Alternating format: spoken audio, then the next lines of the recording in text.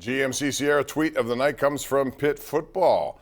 How about the fastest 40-yard dash by a defensive tackle at the Combine since Aaron Donald? It was Kalijah Cansey.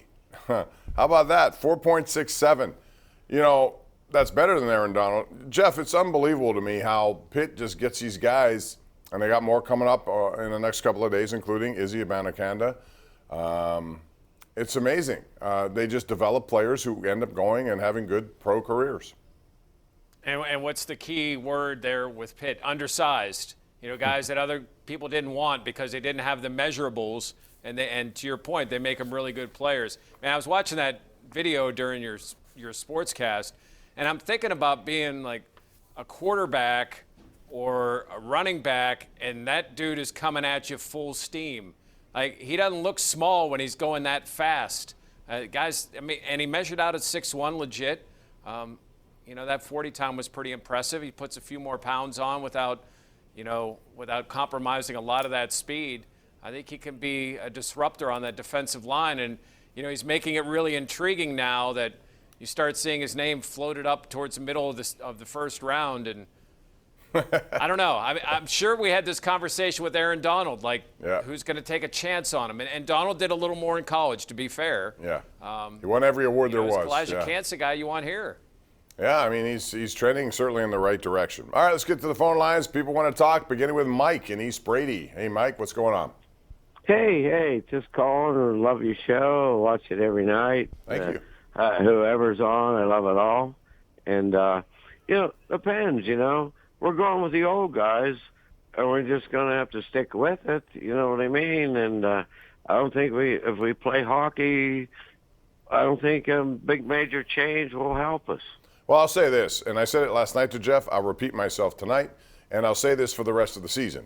Your best player moving from here on out has to be Tristan Jarry. If he plays the way that he's capable, and tonight he made some tremendous saves. Listen, you're up against a team like that who's got a terrific power play and some of the best snipers in the game. You know, they swept them this year, and I thought despite giving up 4 goals, he played a really good game. And we saw that the other night in Nashville. He was the reason they were in it after one period, being outshot by the Predators. So, Jeff, if this happens with the amount of experience they have, they would be a tough out for anyone to play. Oh, absolutely, especially if they have something going with their special teams. Because, you know, you've seen them, for as much as they've struggled in the postseason, they haven't taken advantage of their opportunities when they've had power plays. And that's allowed teams to continue to just hit them, not worry about taking liberties because they're not fearful of the power play. If they could get that going into the postseason, if just that part of their game can really start rolling along. I mean, Jarry, to your point, is obviously a huge key, but if they can be scary on special teams, yeah, no team, including Boston, I don't think, would want to face them in the first round. Yeah, but regardless of if they play Boston or Carolina, they'd be decided underdogs, and quite frankly, they probably like that position because it would make it a little easier knowing that no one's expecting it. Sometimes the pressure comes from within. When you feel it, you grip the stick a little tighter. And with all the expectations, and we've seen it before, Jeff, President's Trophy winners typically do not last in the postseason for whatever reason. And Bob, and this is the fun time of this year because, you know, 6 days ago we were wondering, oh, this team, you know, we were listening to their general manager say, well, we're not going to be sellers, but why wouldn't you be sellers? Because you just lost again.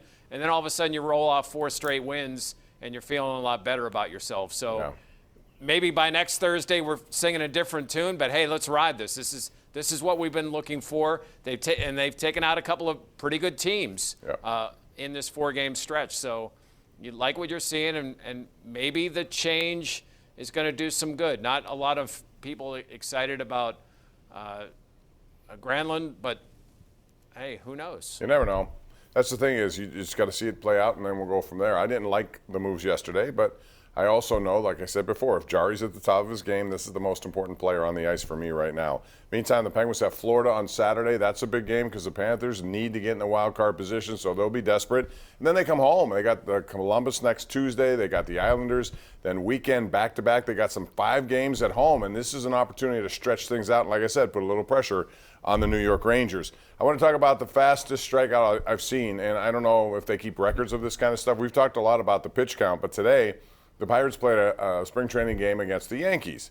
And while Mitch Keller gave up a couple of home runs, there was an interesting battle going on with that pitch clock.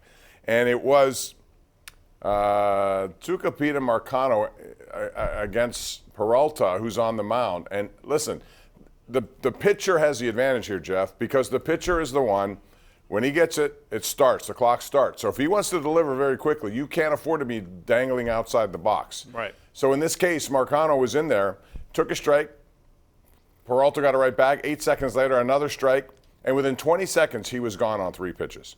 I haven't seen one like that ever.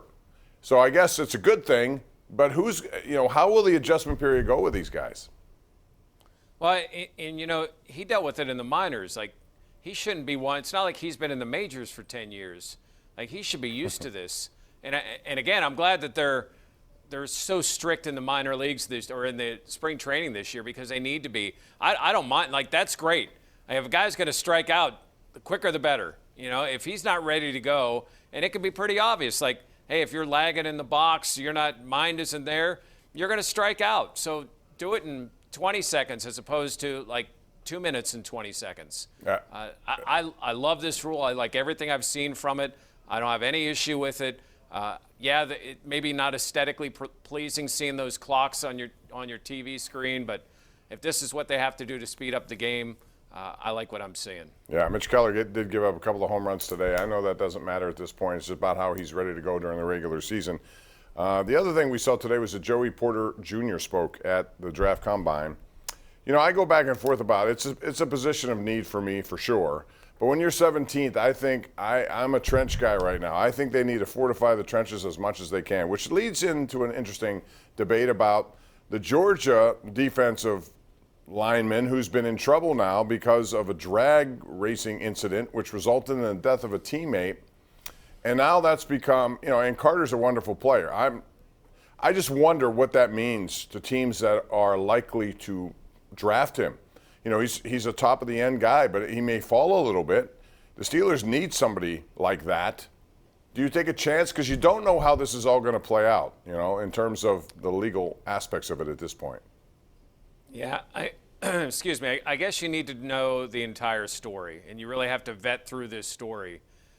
If it's something where he's really not, this is tough because 2 people died, and I'm looking at it from a football aspect. If he's not involved in it, if he's not going to go to jail for it, if they find out that he really had nothing to do with it, then he's just a football player. If teams pass on that and the Steelers feel like his only problem was this one incident, the guy can play football, and he's had a big-time position of need, and it might just be the thing where he falls down to you because of that, and you end up getting a really good football player for 10 to 15 years. What happened is a tragedy, but if he's not really connected to it, it's about drafting football players, and the guy's a really good football player in a position of need. Right, absolutely. It's going to be interesting. That's still essentially 2 months, a month, and 3 weeks away, but it's always going to be interesting to talk about some of those guys moving up and down the board. We'll take a break, come back with more. 412-575-2600. This is the Ireland Contracting Nightly Sports Call.